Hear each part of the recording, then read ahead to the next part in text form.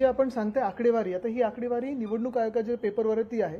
अर्थात आमची कामं आम्ही करत आहोत, BLA परत वाढवण्याचा प्रयत्न करत आहोत, ते सगळं आहेच. पण मुद्दा असा आहे की आमच्याकडून जे महानगरपालिकेच्या आधी आणि विधानसभेच्या नंतर जे आम्ही नावं काढून दिली होती की हे संभाव्य दुबार आहेत किंवा ही नावं बोगस आहेत किंवा ह्या घरांमध्ये एवढी लोक बोगस राहत आहेत, त्याच्यावरही पुढे काही कारवाई निवडणूक आयोगाने केली नव्हती. आता आपल्याला आठवत असेल, साधारणपणे लोकसभा आणि विधानसभेच्या मध्ये जी नावं आम्ही शोधून काढली की ही एवढी वाढलेली आहेत, त्याचं पुढे काय होणार ह्याच्यावर आम्ही इथं स्पष्टीकरण मागितलेलं आहे.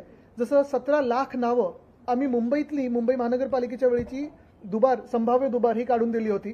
अर्थात त्याच्यात काही कॉमन मराठी नाव असतील किंवा कॉमन नावं जी होती त्याच्यात एकच नाव फोटो विना 6-7 वेळा एकच यायचं की संभाव्य दुबार म्हणून. आता ही देखील आम्ही त्यांना विनंती केलेली आहे आणि कदाचित त्याचं काम सुरू आहे त्यांच्याकडे की असं तुमच्याकडे एक सॉफ्टवेअर असलं पाहिजे. नाही तर आमची मदत घ्या तुम्ही, त्याच्यात एक सुद्धा BLA असण्याची गरज नाही, आम्ही तुम्हाला आमच्या ऑफिसमधून देतो. पण जर आलोक देशपांडे हे नाव 7 वेळा येत असेल तर तुमचा फोटो त्याला मॅच होतोय का, तर ते सॉफ्टवेअर तुम्ही आता केलं पाहिजे. जर एवढी यंत्रणा पुढे गेली, आर्टिफिशियल इंटेलिजन्स आलेला आहे. आता अजून एक वेगळी चर्चा देशात चालू आहे की आपला देश आर्टिफिशियल इंटेलिजन्समध्ये जगाच्या कुठेही याच्यावर नाही आहे, त्याच्यात मागे पडतोय आपण.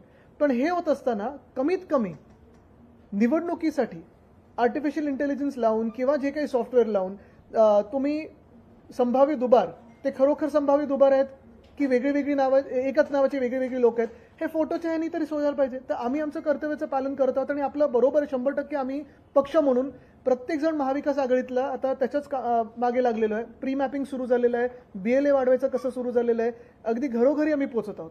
आपल्याला आठवत असेल, महानगरपालिकेच्या आधी पण शिवसेना उद्धव बाळासाहेब ठाकरे पक्षांनी आम्ही कुठे तेव्हा त्याचं हे नव्हतं केलं कुठे प्रेसमध्ये वगैरे, पण शाखेत जाऊन आम्ही घर टू घर मॅपिंग केलं होतं आणि बोगस मतदार काढले होते. तर जसं मी सांगितलं ना, जबाबदारी दोघांकडे आता. यांनी एक जो मुद्दा सांगितला तो आम्ही परत सांगतो.